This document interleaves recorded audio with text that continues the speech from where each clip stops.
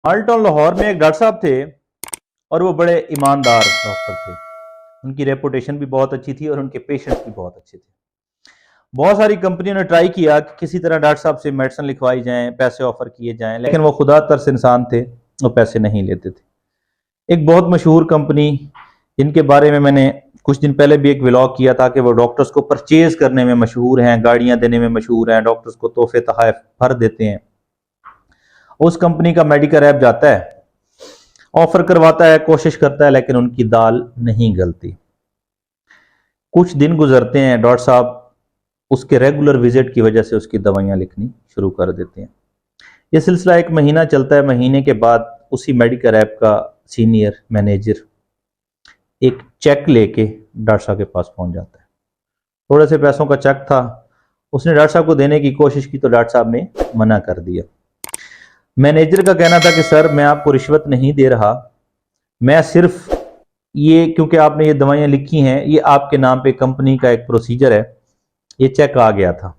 अब अगर आप नहीं लेंगे ना तो ये हम रख लेंगे, ये कोई और डॉक्टर ले लेगा, ये लड़का रख लेगा, तो ये आपके नाम पे क्लेम हो जाएगा। उससे बेहतर ये है, मैं आपको मशवरा देता हूं कि आप हमारी तरफ से कोई गरीब मरीज जब आए ना तो उसको फीस छोड़ दीजिएगा, आप वो पैसे इस चेक में से रख लीजिएगा, किसी गरीब को दवाई दे दीजिएगा।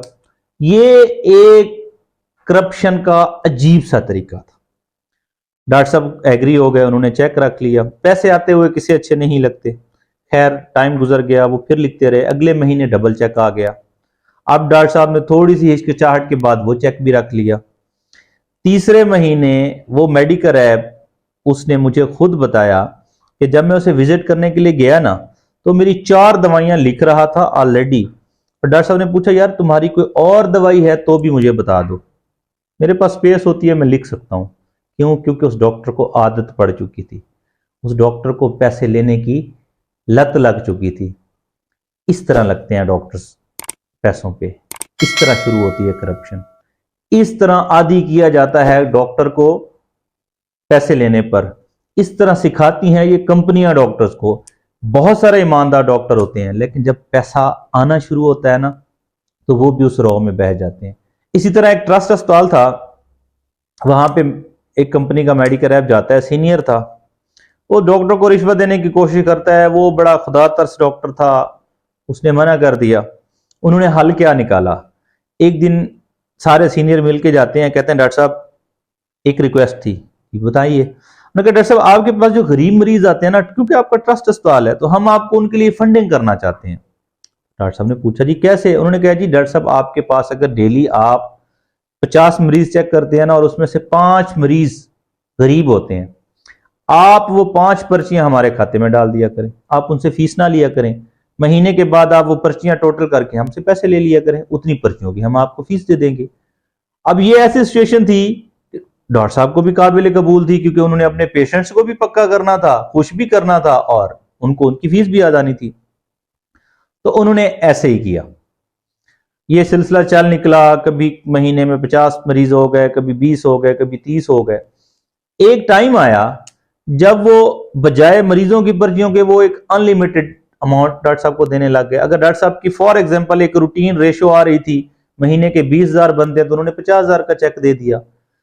तो चाहते ना चाहते हुए डॉक्टर साहब उनकी लाइन पे लग गए। अब फ्री में तो कुछ भी नहीं होता, उसके अगेंस्ट तो डेफिनेटली बिजनेस होता है। तो डॉक्टर साहब उस कंपनी को बिजनेस देने लग गए। अब आपको मैं बताऊं कि 1 साल के बाद उस अस्पताल में आने वाले 100 मरीजों में से 90 मरीजों की पर्चियों पर उस कंपनी की दवाइयों की भरमार होती थी। जहां पे डॉक्टर साहब ने 3 दवाइयां लिखनी होती थी, वहां पे डॉक्टर साहब 10 दवाइयां लिखते थे। जहां पे डॉक्टर साहब ने 4 दवाइयां लिखनी होती थी, वहां पे डॉक्टर साहब 6-7 दवाइयां लिख के दे देते थे। ऐसे करप्शन स्टार्ट होती है। डॉक्टर्स को सिखाने में, डॉक्टर्स को लगाने में इन कंपनियों का बहुत बड़ा हाथ है। इसका हल भी है, बजाय ब्रांड नेम लिखने के लिए जेनेरिक की तरफ जाइए, जेनेरिक लिखना लाजमी कीजिए। लेकिन उसका फिर एक नुकसान क्या है कि फार्मेसीज वाले ये करप्शन डॉक्टर से निकलेगी, फार्मेसी पे शुरू हो जाएगी, और फार्मेसी पे तो ये बहुत बुरी हालत में जाएगी करप्शन। उसका तदारुक क्या है, उससे कैसे बच सकते हैं, उसका हल क्या है, उसके लिए मैं एक पूरा व्लॉग बनाऊंगा, उसका पूरा एक पैटर्न देंगे इंशाल्लाह। और अगर हमारी आवाज हेल्थ अथॉरिटी तक पहुंच गई तो हम ये जो गरीबों को, मरीजों को ये गैर जरूरी डंब लिखे जा रहे हैं ना दवाइयों के, इससे जान छुड़वा देंगे इंशाल्लाह।